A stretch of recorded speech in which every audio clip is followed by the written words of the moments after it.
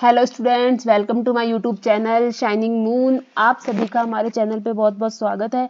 और हम आज आपके लिए जो राष्ट्रपति के संबंध में जितने भी क्वेश्चंस बन सकते हैं वो आज की क्लास में आपको अवेलेबल करवाएंगे। सो आज की हमारी क्लास का मेन मोटिव यही रहेगा कि आपको अच्छे से अच्छा कंटेंट अवेलेबल करवा पाएं और आपके जो सिलेक्शन है उसमें एक अहम भूमिका निभा पाएं। और जीएस के जो ये क्वेश्चन हम आपके लिए लेके आए हैं, वादा करते हैं इस राष्ट्रपति का जो ये टॉपिक है उनसे बाहर एक भी क्वेश्चन नहीं आएगा हमारा आपसे। तो यदि आप चैनल पे नए हैं तो चैनल को सब्सक्राइब करिए, बेल आइकन को प्रेस करिए और वीडियो को ज़्यादा से ज़्यादा शेयर एंड लाइक करिए। क्लियर है? तो आज हम स्टार्ट करते हैं हमारा जो आज का थॉट है, उसके साथ हमारी क्लास कंटिन्यू करते हैं। तो हम थॉट बोलते हैं, रख हौसला वो मंजर भी आएगा। क्या कह रहा है कि रख हौसला वो मंजर भी आएगा, प्यासे के पास चलकर समंदर भी आएगा। क्या कह रहा है कि रख हौसला वो मंजर भी आएगा, प्यासे के पास चलकर समंदर भी आएगा। यूं थक कर ना बैठ ए मंजिल के मुसाफिर, मंजिल भी मिलेगी और मिलने का मजा भी आएगा। तो ये क्या कह रहा है आपसे कि आपको आपका मंजर जो है उसे मंजिल को पाना है, और चाहे आप थक जाओ, हार जाओ, टूट जाओ, चाहे समय लगे ही लगे, लेकिन आपको आपकी मंजिल अवश्य मिलेगी। तो आज की क्लास हम इसी के साथ स्टार्ट करते हैं और हमारा जो फर्स्ट क्वेश्चन है वो क्या है देखते हैं। पर उसी से पहले मैं आपको राष्ट्रपति जो होते हैं हमारे, उसके बारे में एक दो चीजें बता देती हूँ कि हमारे राष्ट्रपति जो हैं वो क्या हैं। देखते हैं, जो हमारे राष्ट्रपति जो होते हैं, मतलब भारत के जो राष्ट्रपति होते हैं वो हम क्या कहते हैं, वो क्या है भारत का, मतलब माना जाए तो भारत के जो राष्ट्रपति हैं वो भारत के संवैधानिक प्रमुख भी होते हैं। भारत के राष्ट्रपति क्या होते हैं? संवैधानिक प्रमुख होते हैं। और इन्हें हम क्या कहते हैं, हम कहते हैं ना हमारे भारत का प्रथम नागरिक कौन है। भारत के प्रथम नागरिक कौन होते हैं? हमारे राष्ट्रपति जो है वही भारत के प्रथम नागरिक होते हैं। क्लियर है आप सभी को? और एक क्वेश्चन और बता देते हैं हम कि राष्ट्रपति जो होते हैं वो भारत की जो संसद है उसका अभिन्न अंग होते हैं। क्या होते हैं? अभिन्न अंग होते हैं। वह राज्यसभा और लोकसभा दोनों में क्या कर सकते हैं? दोनों में प्रतिनिधित्व कर सकते हैं। और जो राष्ट्रपति होते हैं वह संसद का एक अभिन्न अंग होते हैं।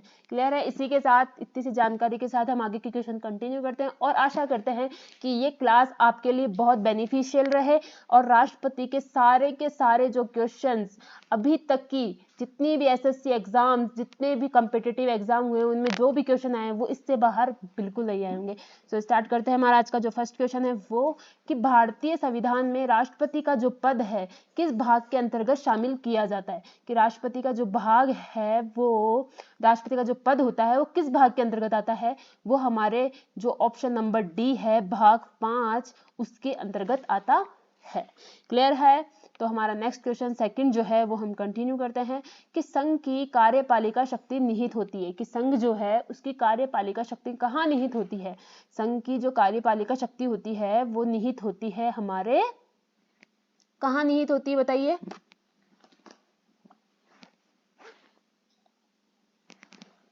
बी, हमारे राष्ट्रपति में।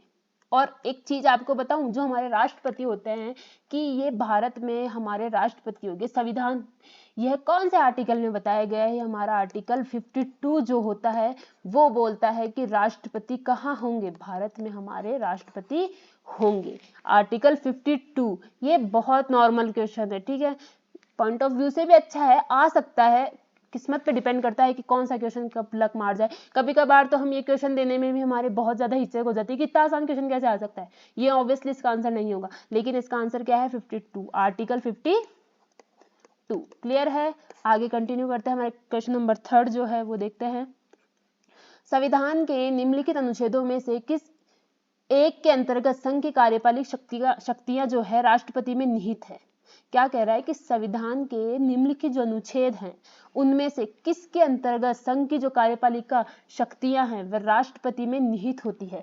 वह है आर्टिकल अपना 53, यानी कि हमारा जो ऑप्शन नंबर सी है, अनुच्छेद 53 जो है वो बोलता है ये बात। ठीक है, अगला क्वेश्चन हम कंटिन्यू करते हैं हमारे इसी के साथ। क्वेश्चन नंबर 4, क्वेश्चन नंबर 4 क्या है कि भारत में राष्ट्रपति का निर्वाचन किस प्रकार होता है? अब हमें पता है कि भारत में जो राष्ट्रपति का निर्वाचन होता है वो कैसे होता है? प्रत्यक्ष रूप से होता है, या राज्यसभा के सदस्य द्वारा होता है, या लोकसभा के सदस्य करते हैं, या अप्रत्यक्ष रूप से होता है, मतलब अप्रत्यक्ष मतदान से होता है, कैसे होता है। अब हमारे जो राष्ट्रपति है उनका निर्वाचन जो होता है वह अप्रत्यक्ष मतदान से होता है। और साथ साथ एक आपको बता देती हूँ कि जो हमारे राष्ट्रपति के चुनाव की जो प्रणाली है उसका नाम क्या है, एकल संक्रमणीय मत प्रणाली।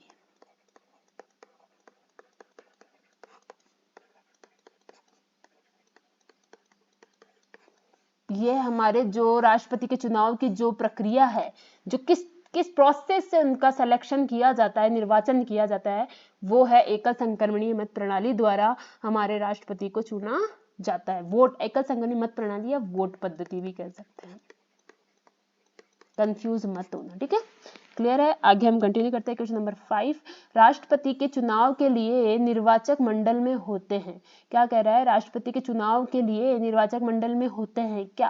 क्वेश्चन ऑप्शन ए है संसद के सभी सदस्य और विधानसभा तथा परिषदों के सभी सदस्य, संसद के दोनों सदनों तथा विधानसभाओं के निर्वाचित सदस्य, संसद के दोनों सदनों के लिए सभी सदस्य, या संसद के दोनों सदनों के सभी निर्वाचित सदस्य।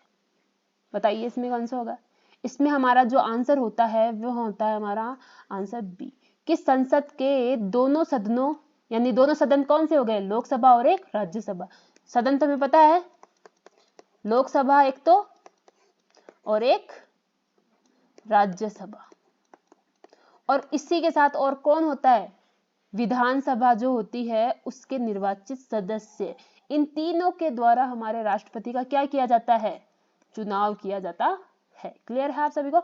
और एक चीज और बता देती हूँ कि जो संसद के दोनों सदन होते हैं और जब जो राष्ट्रपति का चुनाव करते हैं तब तो इन तीनों शामिल होते हैं, लेकिन जब राष्ट्रपति को हटाया जाता है, किस प्रणाली द्वारा हटा सकते हैं, महाभियोग द्वारा।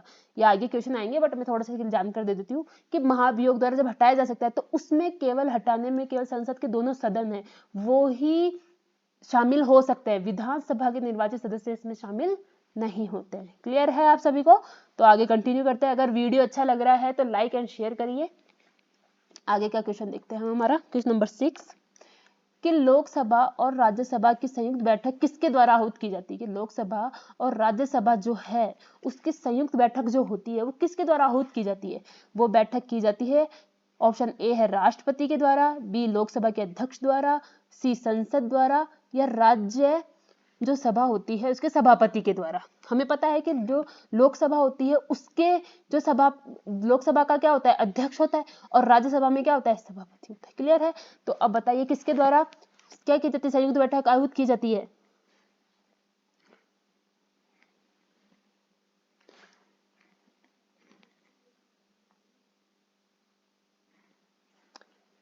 यह हमारी की जाती है राष्ट्रपति के द्वारा। किसके द्वारा आहूत की जाती है, हमारे ऑप्शन नंबर ए जो है राष्ट्रपति द्वारा लोकसभा एवं राज्यसभा की संयुक्त बैठक आहूत की जाती है। और यह आहूत किसके आर्टिकल के अकॉर्डिंग की जा सकती है, 108 जो हमारा आर्टिकल है उसके द्वारा ही ये क्या की जा सकती है, बैठक बुलाई जा सकती है, संयुक्त बैठक।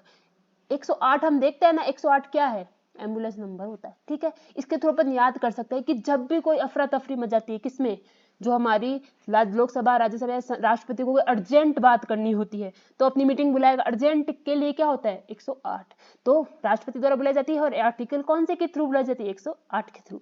क्लियर है। ओके, नेक्स्ट कंटिन्यू करते हैं हमारा क्वेश्चन नंबर 7।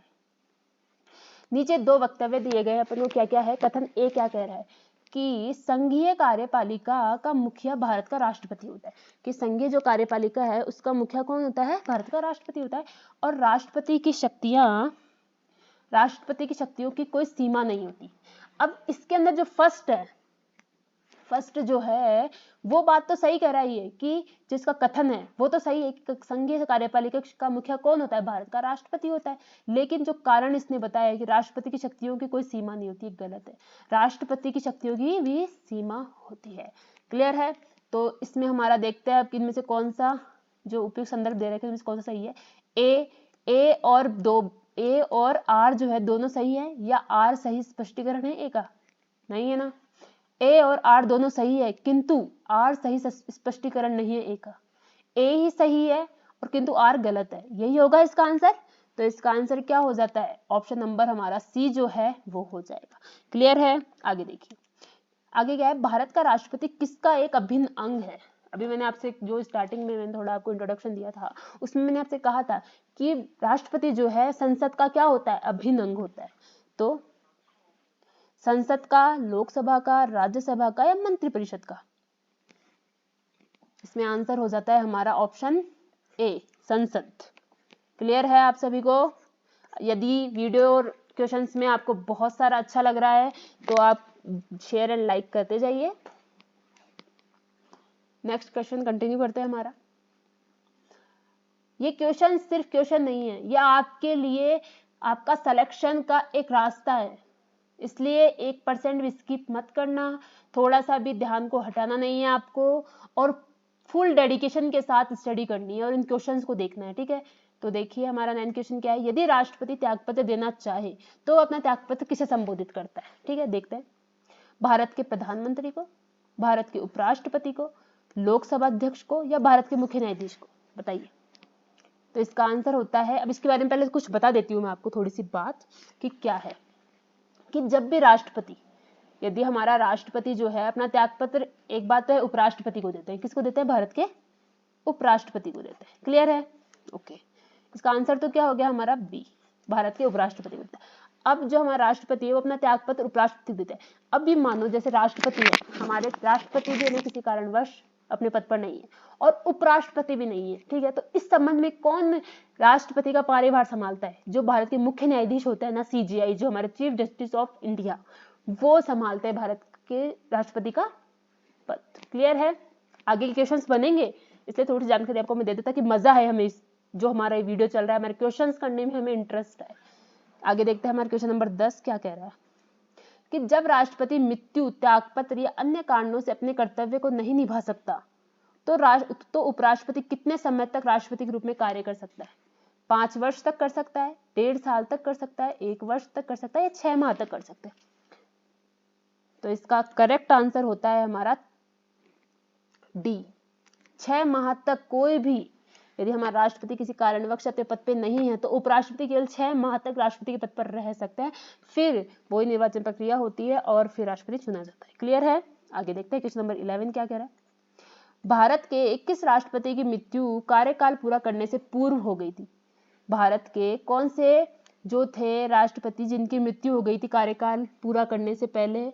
तो वह हमारे थे डॉक्टर जाकिर हुसैन। कौन थे हमारे? डॉक्टर जाकिर हुसैन। आगे का क्वेश्चन कंटिन्यू करते हैं हमारा, क्वेश्चन नंबर 12, स्वतंत्र भारत के प्रथम राष्ट्रपति कौन थे? क्या कह रहा है कि स्वतंत्र भारत जो था उसके प्रथम राष्ट्रपति हमें पता है कौन है, डॉक्टर राजेंद्र प्रसाद। क्लियर है?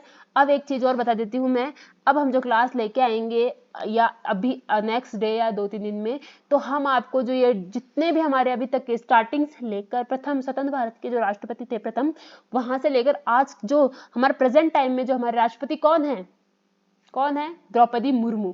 द्रौपदी मुर्मू जो है हमारे राष्ट्रपति है, वहां तक का जो स्टेप बाय स्टेप है जो राष्ट्रपति है उनका प्रॉपर वे में आपको लर्न करवाएंगे। हम एक शॉर्ट ट्रिक लेके आएंगे ताकि आपको आसानी से वो याद हो सके और आप अपने क्वेश्चंस जो आने वाले एग्जाम्स में अटेम्प्ट कर पाओ और सिलेक्शन को अचीव कर पाओ। क्लियर है? आगे देखते हैं हमारा क्वेश्चन नंबर 30, निम्नलिखित में से कौन भारत के राष्ट्रपति के चुनाव में भाग नहीं ले सकता? क्वेश्चन क्या है कि भारत का जब राष्ट्रपति का चुनाव होता है तो कौन भाग नहीं ले सकता? अब हमें पता है राष्ट्रपति का चुनाव कैसे होता है, अभी आगे क्वेश्चन आया था कैसे होता है, अप्रत्यक्ष रूप से होता है, यानी कि अपन लोग उसमें भाग नहीं ले सकते, नॉर्मल जो मतलब अपन जो जनता है वो भाग नहीं ले सकती ना राष्ट्रपति चुनाव में, तो अप्रत्यक्ष रूप से हो गया। अब देखिए भारत के राष्ट्र में और कौन चुनाव में भाग नहीं ले सकता? राज्यसभा ले सकती है, लोकसभा भी ले सकती है, विधानसभा भी ले सकती है। विधान परिषद जो होते हैं वो राष्ट्रपति के चुनाव में भाग नहीं ले सकते हैं। क्लियर है? ओके, अगला क्वेश्चन कंटिन्यू करते हैं इसी के साथ हमारा, भारत के निम्नलिखित में से किस मुख्य न्यायाधीश ने कुछ समय तक भारत के राष्ट्रपति के रूप में कार्य किया? क्या कह रहे हैं कि भारत के ऐसे कौन से मुख्य न्यायाधीश थे जिन्होंने कुछ समय तक भारत के राष्ट्रपति के रूप में कार्य किया? उनका नाम है हमारा न्यायमूर्ति एम हिदायतुल्ला। क्या नाम है? न्यायमूर्ति एम हिदायतुल्लाह। ठीक है, ओके। इसी के साथ हमारा नेक्स्ट क्वेश्चन कंटिन्यू करते हैं हम। अगर आपको वीडियो अच्छा लग रहा है तो लाइक एंड शेयर कीजिए। अगला क्वेश्चन हमारा क्वेश्चन नंबर 15 जो है वो देखिए, कथन क्या कह रहा है कि भारत का जो राष्ट्रपति है अप्रत्यक्ष निर्वाचन से चुना जाता है। ये बात बिल्कुल सही है, अप्रत्यक्ष द्वारा चुना जाता है। कौन कौन भाग लेते हैं? संसद के दोनों सदन, राज्यसभा, लोकसभा और विधानसभा के निर्वाचित सदस्य। बात है। आगे देखिए, कारण क्या है इसका? कारण क्या कह रहा है? एक निर्वाचन मंडल की व्यवस्था है जो संसद के दोनों सदनों, कौन से दोनों सदनों? एंड राज्यसभा, लोकसभा और विधानसभाओं के निर्वाचित सदस्यों को मिलाकर बनता है। ये बात सही है, सही है ये बात एकदम। तो अब देखते हैं इसका आंसर क्या होता है। उपयुक्त संदर्भ दे रखा है अपन को, ए है, ए सही है किंतु आर गलत है। दोनों सही है अपने तो, ए गलत है किंतु आर सही है, ये भी गलत हो गया। ए और आर दोनों सही है, बात सही है। और एक का सही स्पष्टीकरण कौन कर रहा है? आर तो कर रहा है। क्या कह रहा है कि ए में क्या कह रहा है कि अप्रत्यक्ष निर्वाचन होता है, ये हमें पता है। और अप्रत्यक्ष में कौन कौन भाग लेते हैं? दोनों सदन, राज्यसभा, लोकसभा और विधानसभा के निर्वाचित सदस्य। बात सही है। तो इसमें हमारा आंसर करेक्ट हो जाता है option C. Option number C जो है वो हमारा आंसर करेक्ट हो जाता है। क्लियर है? क्वेश्चन नंबर 16, राष्ट्रपति के उम्मीदवारों के लिए क्या आवश्यक नहीं है? राष्ट्रपति के जो उम्मीदवार होते हैं उनके लिए क्या आवश्यक नहीं है, देखते हैं। ए ऑप्शन दे रखा है आयु 35 वर्ष, ये बिल्कुल अनिवार्य है। पढ़ा लिखा हो, सांसद चुने जाने की योग्यता रखता हो, देश का नागरिक हो। ये तीनों बातें जो है, 35 वर्ष हो, सांसद चुने जाने योग्य हो, देश का नागरिक हो, ये जरूरी है, लेकिन यह आवश्यक नहीं है कि वह पढ़ा लिखा हो। ठीक है, तो ऑप्शन नंबर बी जो है हमारा करेक्ट हो जाएगा। क्लियर है? आगे देखते हैं। अब एक चीज बताऊं, अब आपको राष्ट्रपति के उम्मीदवार के लिए हमें क्या क्या योग्यता होनी चाहिए, यह आर्टिकल बताता है। हमारा आर्टिकल जो 58 है, यह हमें कभी कभी क्वेश्चन आ जाता है कि राष्ट्रपति में क्या क्या योग्यता होनी चाहिए, तो वह कौन सा आर्टिकल बताता है? वह हमारा आर्टिकल नंबर जो है 58 बताता है। क्लियर है आप सभी को? आगे का हमारा क्वेश्चन कंटिन्यू करते हैं हम। 17,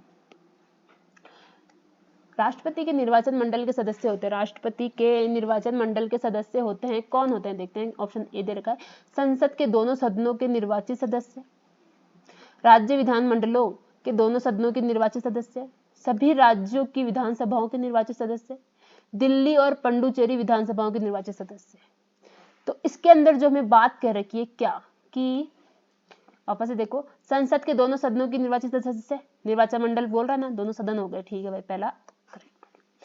राज्य विधान मंडलों के दोनों सदस्यों के निर्वाचित सदस्य, क्या बोल रहा है? राज्य विधान मंडलों के नहीं होता है, दोनों सदनों के नहीं होता है, सभी राज्यों की विधानसभाओं के निर्वाचित सदस्य होता है। ये बात बिल्कुल सही कह दी इसने। और दिल्ली और पुडुचेरी जो है विधानसभाओं के निर्वाचित सदस्य। तो हमारा ऑप्शन जो 1 2 3 नहीं, 1 3 1 2 4, हमारा जो ऑप्शन डी है वो हमारा करेक्ट हो जाएगा। क्लियर है? क्वेश्चन आपको अच्छी तरह समझ आ रहे हैं? आगे देखते हैं हमारा क्वेश्चन नंबर जो 18 है वो क्या है। एक सांसद अथवा विधानसभा का सदस्य राष्ट्रपति निर्वाचित हो सकता है, परंतु एक सांसद अथवा विधानसभा का सदस्य राष्ट्रपति निर्वाचित हो सकता है, परंतु क्या बोल रहा है? चुनाव लड़ने से पूर्व उसे अपनी सदस्यता से त्यागपत्र देना होगा, अपने निर्वाचन से 6 माह के अंदर अपनी सदस्यता छोड़नी होगी, निर्वाचित होने के तुरंत उपरांत अपनी सदस्यता छोड़नी होगी। एक सांसद चुनाव लड़ सकता है परंतु विधानसभा का सदस्य नहीं होना चाहिए वो। तो इसमें इसका आंसर होता है, हमारे आंसर जो हमारा है कि निर्वाचित होने के तुरंत उपरांत उसको अपनी सदस्यता छोड़नी होगी। कि कोई से भी सदन का हो सकता है वो, लेकिन उसको अपनी सदस्यता तुरंत ही छोड़नी पड़ेगी। कब? निर्वाचित होने के तुरंत उपरांत छोड़नी पड़ेगी। ठीक है, तो ऑप्शन जो हमारा सी है वो करेक्ट हो जाएगा। क्लियर है? आगे इसी के साथ हम कंटिन्यू करते हैं। क्वेश्चन 19 जो है वो देखते हैं। भारतीय संविधान का कौन सा अनुच्छेद राष्ट्रपति के पद के लिए पुनः निर्वाचन की योग्यता निर्धारित करता है? क्वेश्चन क्या कह रहा है कि भारतीय संविधान का कौन सा अनुच्छेद जो है वह राष्ट्रपति के पद के लिए पुनः निर्वाचन, मतलब वापस से निर्वाचन की योग्यता को निर्धारित करता है, वह कौन सा है? तो वह हमारा आता है आर्टिकल 57 जो है वह बोलता है कि क्या बोलता है, वापस से बताती हूँ, मैं क्वेश्चन आपको दोबारा रिवाइज कराऊंगी। क्या कह रहा है, भारतीय संविधान का कौन सा अनुच्छेद, तो अनुच्छेद 57 राष्ट्रपति के पद के लिए पुनः निर्वाचन की योग्यता निर्धारित करता है। क्लियर है? ओके। अगला हमारा नेक्स्ट क्वेश्चन देखते हैं, क्वेश्चन 20 जो है, अगर भारत के राष्ट्रपति के चुनाव में कोई विवाद है तो उस विवाद को सौंपा जा सकता है भारत के महाधिवक्ता को, संसद को, भारत के सर्वोच्च न्यायालय को, या इसमें से कोई नहीं। क्या कह रहा है, भारत के राष्ट्रपति के चुनाव में अगर कोई विवाद है तो उसे विवाद को कहां सौंपा जा सकता है? उस विवाद को सौंपा जा सकता है भारत के सर्वोच्च न्यायालय को। यदि हमारा जो राष्ट्रपति के चुनाव में कोई भी प्रॉब्लम आती है तो वो आर्टिकल किसके अंतर्गत आती है? 71। आर्टिकल 71 जो है उसके अंतर्गत आती है। और कोई भी चुनाव में कोई विवाद हो रहा है तो आर्टिकल 71 के अंतर्गत आती है और भारत के सर्वोच्च न्यायालय को इसको विवाद को सौंपा जा सकता है। क्लियर है आप सभी को? ओके। नेक्स्ट हमारा देखते हैं 21 क्वेश्चन क्या है। भारत के राष्ट्रपति निर्वाचित होने के पात्र बनने के लिए किसी व्यक्ति की आयु पूर्ण होनी चाहिए। कितने वर्ष? अभी हमने आगे आपको बताया कि आगे क्वेश्चन आया था कि कौन सा सही है योग्यता में, कि 21 वर्ष होनी चाहिए, 25 वर्ष, 30 वर्ष या 35 वर्ष। इसका आंसर होता है ऑप्शन डी कि राष्ट्रपति होने के लिए हमें 35 वर्ष की आयु तो हो चाहिए ही, ये तो फिक्स है। आगे देखिए, आगे क्वेश्चन नंबर 22 क्या है, भारत के राष्ट्रपति को उसके पद से हटाया जा सकता है।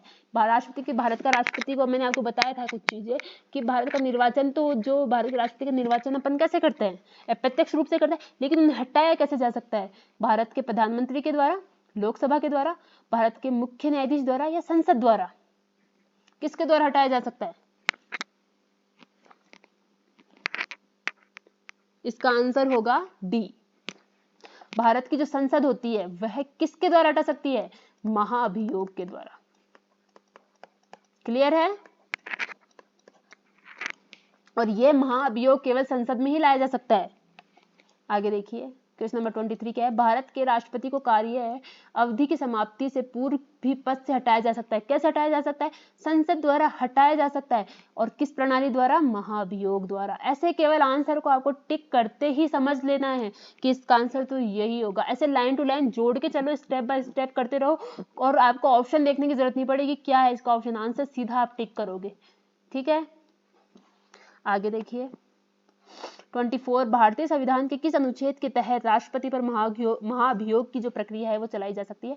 वह आर्टिकल जो है हमारा, वह आर्टिकल है हमारा 61। अनुच्छेद 61 जो है उसी के माध्यम से हम राष्ट्रपति पर क्या लगा सकते हैं? महाभियोग की प्रक्रिया, जो महाभियोग है वो चला सकते हैं, इम्पीचमेंट। क्लियर है? आगे हम क्लियर करते हैं, कंटिन्यू करते हैं हमारी क्लास 25 जो क्वेश्चन नंबर वो देखते हैं। राष्ट्रपति पर महाभियोग का आरोप संसद के किस सदन द्वारा लगाया जा सकता है? लोकसभा, राज्यसभा, संसद के किसी भी सदन द्वारा, या उपयुक्त में से कोई नहीं, किसी के द्वारा भी नहीं। तो इसका आंसर होता है, अब संसद बोला था, पहले क्वेश्चन में बोला महाभियोग किसके द्वारा लाया जा सकता है? संसद द्वारा। तो संसद तो दो से मिलकर बनी होती है ना, किससे? लोकसभा और राज्यसभा। तो ये सोचने की बात ही कहा है, डायरेक्ट आंसर टिक करना है हमें। आंसर हमारा सी है, संसद के किसी भी सदन के द्वारा। क्लियर है? क्लास अच्छी लग रही है तो comment and like and share कीजिए। 26, भारत के राष्ट्रपति से संबंधित निम्नलिखित कथनों में से कौन सा एक सही नहीं है? क्या कह रहा है? वह संसद का एक संगठक भाग है, ये बात सही है। वह दोनों सदनों में चर्चा में भाग लेता है। प्रत्येक वर्ष दोनों सदनों की संयुक्त बैठक को संबोधित करता है। वह किन्हीं परिस्थितियों में अध्यादेश लागू कर सकता है। अब हमें एक बात पता है कि अध्यादेश तो लागू कर सकता है, संयुक्त बैठक संबोधित कर सकता है, संगठक भाग भी है, लेकिन मैंने क्या कहा था, अभिन्न अंग है वो संसद का, लेकिन दोनों सदनों में चर्चा में भाग नहीं ले सकता है। कौन? राष्ट्रपति। तो इसका करेक्ट आंसर हो जाता है हमारा ऑप्शन नंबर बी। क्लियर है? मेरा आज की क्लास का मोटिव ये है कि आपको यही सब कुछ लर्न करवाया जाए। ये जो क्वेश्चन है इसको आपको केवल एक बार देखने पर ही मात्र से आप अगली जो आपका एग्जाम है उसमें अटेम्प्ट करो, तो बस सिर्फ ऑप्शन क्वेश्चन को आपने रीड किया और ऑप्शन देखते ही आप आंसर टिक करो। ये हमारा मोटिव है, इसलिए हम चाहते हैं कि आज जो क्लास है इसको फुल डेडिकेशन के साथ और फुल कॉन्सेंट्रेट के साथ देखिए, ताकि आपकी क्लास यही आपको रिजल्ट देगी। भारत के राष्ट्रपति को यह अधिकार नहीं प्राप्त है कि वह, क्या अधिकार प्राप्त नहीं है, कि वह समाधान करे, सर्वोच्च न्यायालय के न्यायाधीश को हटाए, आपातकाल की घोषणा करे, अध्यादेश जारी करे। समाधान करे ये तो पता है हमें कि जब हाई कोर्ट हमें किसी को सजा दे देती तो हम सुप्रीम कोर्ट जाते, सुप्रीम कोर्ट जब दे देती ना तो हम राष्ट्रपति से याचना कर सकते हैं, किसकी, समाधान की।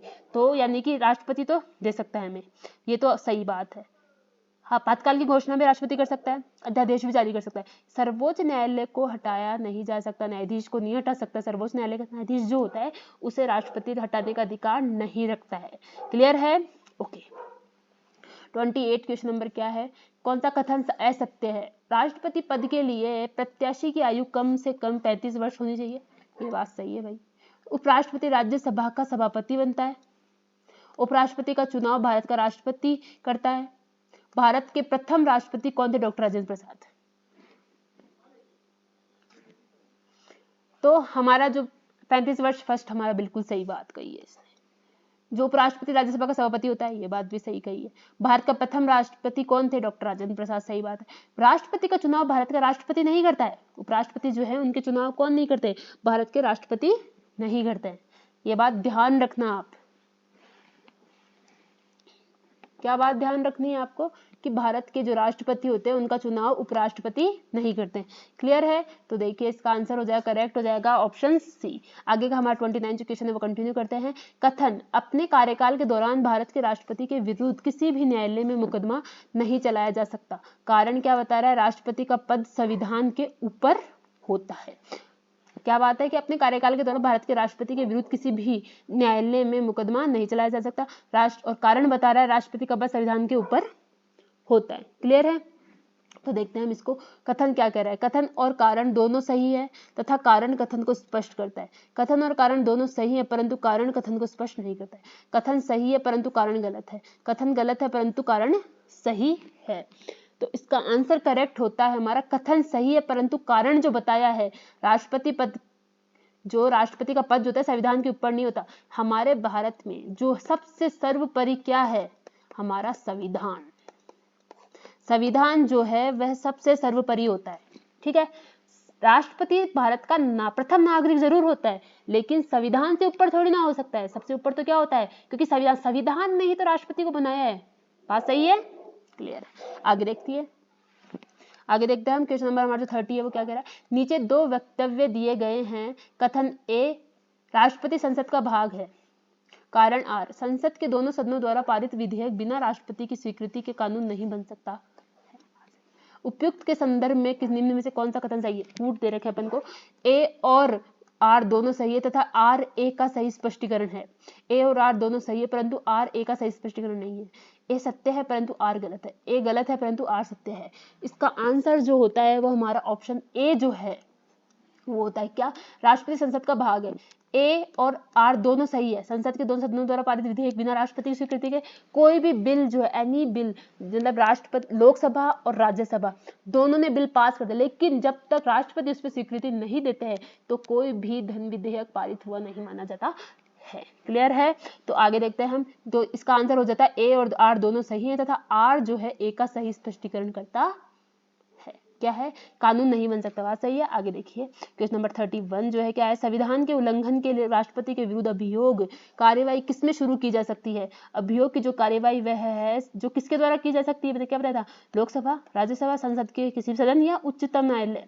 तो इसका आंसर हमारा करेक्ट होता है ऑप्शन नंबर जो है सी, संसद के किसी भी सदन में जो है अभियोग शुरू किया जा सकता है।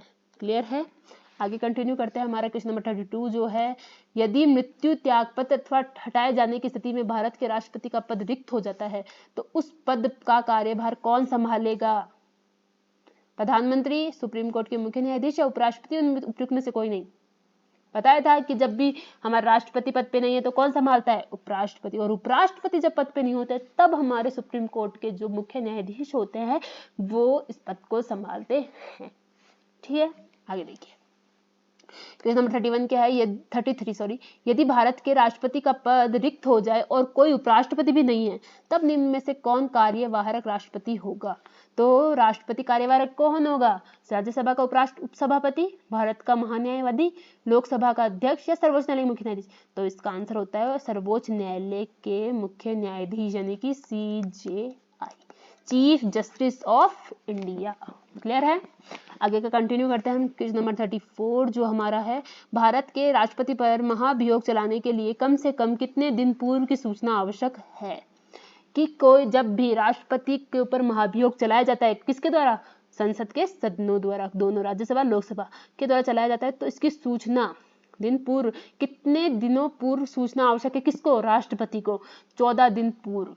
ठीक है, ऐसा नहीं है कि इधर तो महाभियोग चला दिया राष्ट्रपति पर संसद द्वारा और राष्ट्रपति आराम से अपने घूम रहे हैं, कहीं जा रहे हैं यात्राओं पर, देश की पर, ऐसा नहीं होता है। पहले उन्हें सूचना देनी है, कितने दिन पहले? 14 दिन पहले।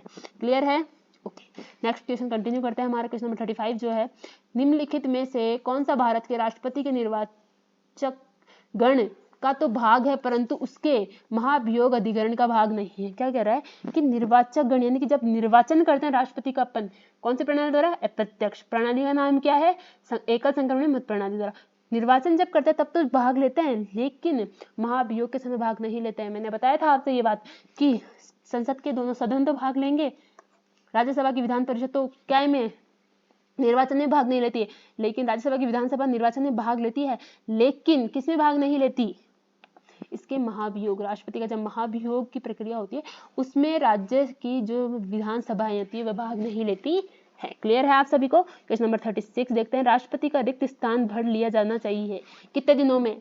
90 दिनों में भर लेना चाहिए, 6 माह में, या 9 माह में, 1 वर्ष में? बिना राष्ट्रपति के मतलब 6 माह में रिक्त स्थान भर लेना चाहिए। 6 माह तक उपराष्ट्रपति काम कर सकता है, जब तक राष्ट्रपति को वापस बना दिया जाना चाहिए। वापस से जो हमारी अप्रत्यक्ष प्रणाली है, चुनाव की प्रणाली है, निर्वाचन, उसके द्वारा वापस से राष्ट्रपति का चुनाव किया जाना चाहिए 6 माह में। ठीक है, आगे देखिए क्वेश्चन नंबर 37 क्या है? जब राष्ट्रपति मृत्यु, त्यागपत्र या अन्य कारणों से अपने कर्तव्यों को नहीं निभा सकता तो उपराष्ट्रपति कितने समय तक राष्ट्रपति के रूप में कार्य कर सकता है? इसी क्वेश्चन का दूसरे तरीके से घुमा के पूछ सकता है आपसे। तो इसका आंसर क्या होगा? 5 वर्ष, 1.5 वर्ष, 1 वर्ष या 6 माह? 6 माह। 6 माह तक ही राष्ट्रपति बन सकता है, उपराष्ट्रपति काम कर सकता है। बाकी वापस से 6 माह होते होते तो निर्वाचन करके राष्ट्रपति बनाना ही होता है। क्लियर है? आगे देखिए क्वेश्चन नंबर 38। भारतीय संविधान का निम्नलिखित में से कौन सा अनुच्छेद भारत के राष्ट्रपति में अध्यादेश जारी करने की शक्ति प्रदान करता है? जो अध्यादेश हमारे जारी किया जाता है आर्टिकल 123। ठीक है, 1, 2, 3। क्लियर है? अगला क्वेश्चन क्या है? और ये जो अध्यादेश होता है वह किसकी? ये जो हमारा अध्यादेश है जो राष्ट्रपति के द्वारा क्या किया जाता है? जारी किया जाता है। तो ये केवल और केवल मंत्री परिषद जो होते हैं उनकी सिफारिश के आधार पर ही क्या किया जा सकता है? जारी किया जा सकता है। क्लियर है? मंत्री परिषद। क्लियर है आपको? आगे देखिए, आगे हमारा क्वेश्चन 39 सेकंड लास्ट क्वेश्चन है। राष्ट्रपति द्वारा जारी एक अध्यादेश संसद के सत्र शुरू होने के बाद कितने समय तक रखा जाना आवश्यक है? क्या कह रहा है क्वेश्चन कि राष्ट्रपति द्वारा जारी जो एक अध्यादेश है संसद के सत्र शुरू होने के बाद कितने समय तक रखा जाना आवश्यक होता है? 1 माह, 6 सप्ताह, 6 माह या 8 माह? तो इसका करेक्ट आंसर होता है हमारा ऑप्शन नंबर बी जो है 6 सप्ताह। अध्यादेश संसद के सत्र शुरू होने के बाद केवल 6 माह तक, कितने समय तक रखा जाना चाहिए? 6 सप्ताह तक। ठीक है, आगे देखिए क्वेश्चन नंबर लास्ट क्वेश्चन है जो हमारे आज का वीडियो है उसका इस लास्ट क्वेश्चन के साथ ही राष्ट्रपति के संबंध में जितने भी क्वेश्चन बन सकते थे वो हम आपको पूरा का पूरा इस वीडियो में अवेलेबल करवा चुके हैं। और आप इन्हें ध्यान से पढ़िए, ध्यान से समझिए और अपने सिलेक्शन और अपना जो एम है उसे अचीव करने के लिए तैयार हो जाइए। तो देखिए हमारा लास्ट क्वेश्चन जो क्या है, क्वेश्चन क्या है? भारत के राष्ट्रपति की मर्जी तक निम्नलिखित में से कौन से पद पर रह सकता है? भारत के राष्ट्रपति की मर्जी तक निम्नलिखित में से कौन अपने पद पर रह सकता है? सर्वोच्च न्यायालय के न्यायाधीश, चुनाव आयुक्त, राज्यसभा या लोकसभा? जो राज्यपाल। वापस से देखिए क्वेश्चन, भारत के राष्ट्रपति की, क्या कह रहा है? भारत के राष्ट्रपति की मर्जी तक निम्नलिखित में से कौन अपने पद पर रह सकता है? सर्वोच्च न्यायालय के न्यायाधीश, चुनाव आयुक्त, राज्यपाल या लोकसभा अध्यक्ष? इसका करेक्ट आंसर होता है ऑप्शन सी। राज्यपाल जो है वह राष्ट्रपति की मर्जी तक ही अपने पद पर रह सकते हैं, और यदि चाहे तो बार बार भी ये राष्ट्रपति, ऐसा नहीं है, क्योंकि राष्ट्रपति ही इनका चुनाव करते हैं, मतलब चुनाव नहीं करते पर इनकी सहायक होते हैं, एक तरीके से कह सकते हैं हम कि राष्ट्रपति की मर्जी तक कौन रह सकता है, राज्यपाल जो है वह रह सकता है अपने पद पर। क्लियर है?